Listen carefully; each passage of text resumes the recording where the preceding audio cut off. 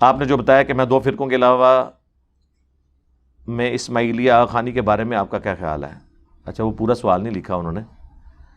اسماعیلیہ بھی گمراہ فرقہ ہے جی، لیکن ہم ان کی تکفیر نہیں کرتے.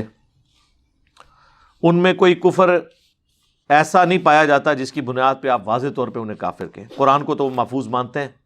ہمارے تو کئی اسٹوڈنٹس ہیں جو پہلے اسماعیلی تھے اور پھر اللہ تعالیٰ نے انہیں الحمدللہ کتاب و سنت کے منہج تک پہنچایا ہے. اور یہ جو بچپن سے آپ کو ایک متھ پڑھائی گئی تھی نا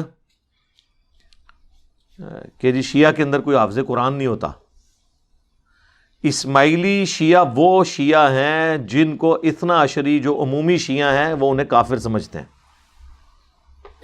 جی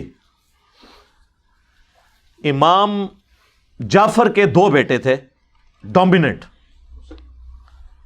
امام اسماعیل اور امام موسیٰ کاظم.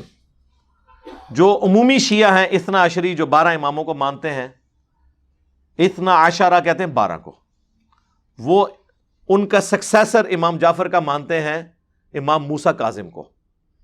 پھر اس کے بعد ان کے بیٹے امام علی رضا، پھر امام تقی، امام نقی، حسن عسکری. وہ لوگ جو ہیں وہ امام اسماعیل کو سکسیسر مانتے ہیں امام جعفر کا. وہاں سے اسماعیلیہ ایک شاخ الگ ہوگی. انہی کو تاریخ میں فاطمی شیعہ بھی کہا گیا ہے، جن کی مصر پہ حکومت بھی رہی، ایون سعودی عرب پہ بھی ان کی کچھ عرصہ حرمین کے اوپر حکومت رہی. تو اب قرآن کو تو وہ مان رہے ہیں نا جی. میں بتا رہا تھا کہ لوگ کہتے ہیں شیعہ، ان شیعہ میں بھی اتنے حافظ موجود ہیں جن کو شیعہ بھی کافر سمجھتے ہیں، یعنی اسماعیلیوں کو. ٹرینڈ ہے ان میں حفظ کرنے کا. ہم سے کئی لوگوں نے رابطہ کیا ہے، پورے خاندان حافظ قرآن ہے، لیکن جب پوچھا ہے ترجمہ، وہ کہتے ہیں نہیں ترجمہ پڑھنا تو یہاں پہ رواج ہی کوئی نہیں ہے. تو جب ترجمہ نہیں پڑھنا تو خالی حافظ قرآن ہونے کا کیا فائدہ؟ تو قرآن کو وہ مان رہے ہیں، تبھی تو ان کے لیے ہدایت کا دروازہ کھلا ہے نا. جب وہ ترجمے سے پڑھتے ہیں توحید کے اوپر آتے ہیں، تو اس لیے تکفیر والا معاملہ ان کا نہ کریں. گمراہ تو ہے. گمراہ مجھے بتائیں کون سا فرقہ ہے جو نہیں ہے اس وقت؟ جو گمراہی کی ڈیفینیشن ہے جو ہمیں علماء نے ہی بتائی ہوئی ہے، اس کے تحت کوئی آپ ایک سنگل آؤٹ کر سکتے ہیں کسی ایک فرقے کو کہ یہ فرقہ ایز اے مکتب فکر گمراہی سے آزاد ہے؟ منہج میں بات ہو سکتی ہے، جس طرح میں کہتا ہوں کہ اہل حدیث کا منہج جو ہے یہ قرآن و سنت کے بالکل مطابق ہے، لیکن یہ منہج کی بات ہے، اہل حدیث فرقے کی بات نہیں ہو رہی.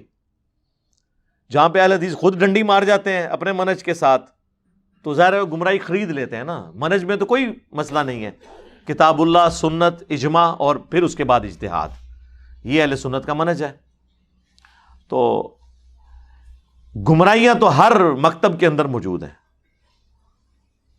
ٹھیک ہے، کوئی سنی ایسا نہیں ہے جو تھوڑا سا ناسبی نہ ہو، اور کوئی شیعہ ایسا نہیں ہے جو بہت سارا رافضی نہ ہو، الا یہ کہ ہماری ویڈیوز دیکھ کے اللہ تعالیٰ کسی کو ہدایت دے دے. تو یہ ناسبیت اور رافضیت یہ ایک دو ایسی ایکسٹریمز ہیں جو سنی اور شیعہ کے ہاں پائی جاتی ہیں. یہ تو ایک بڑی میں آپ کو بتا رہا ہوں جو موٹی سی ایک گمراہی والا فیکٹر ہے. اس کے علاوہ بھی آپ دیکھیں ضد، ہٹ درمی قرآن حکیم کی آیات کے بارے میں، صحیح الاسناد احادیث کے بارے میں پائی جاتی ہے. تو اگر اس طرح آپ لوگوں کو اسلام سے باہر نکالیں گے پھر تو کوئی نہیں بچے گا.